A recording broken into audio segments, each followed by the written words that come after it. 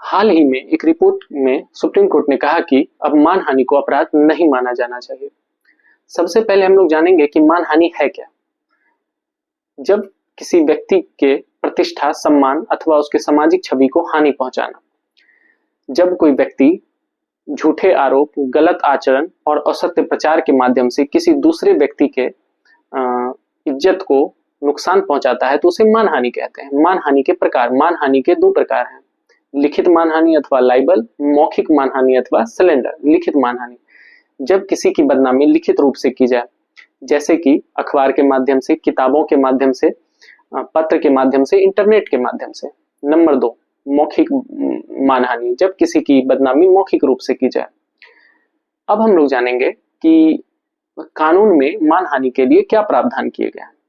तो भारतीय दंड संहिता आईपीसी की धारा 499 और 500 के अंतर्गत मानहानि एक अपराध है। आईपीसी की धारा 499 में मानहानि को परिभाषित किया गया है और आईपीसी की धारा 500 के अंतर्गत दोषी साबित होने पर 2 वर्ष की सजा और भुगतान राशि दोनों करना पड़ेगा। उसके बाद हम लोग जानेंगे कि मानहानि को अपराध की श्रेणी से बाहर करने की आवश्यकता क्यों पड़ी। तो पहला, अब व्यक्ति की स्वतंत्रता का उल्लंघन।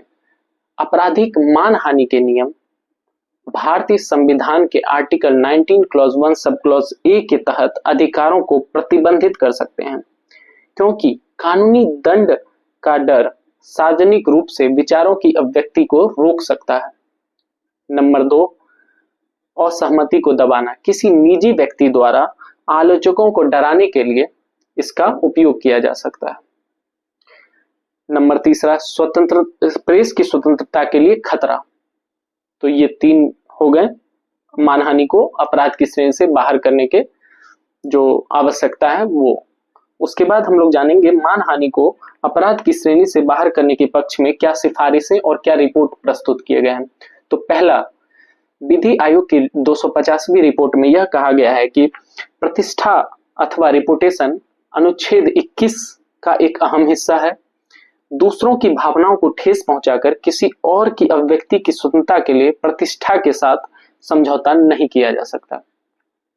नंबर 2, सुप्रीम कोर्ट ने सुब्रमण्यम स्वामी बनाम भारत संघ 2016 मामले में अभिव्यक्ति की स्वतंत्रता और प्रतिष्ठा की रक्षा के अधिकार के बीच संतुलन स्थापित करते हुए आपराधिक मानहानि को बरकरार रखा।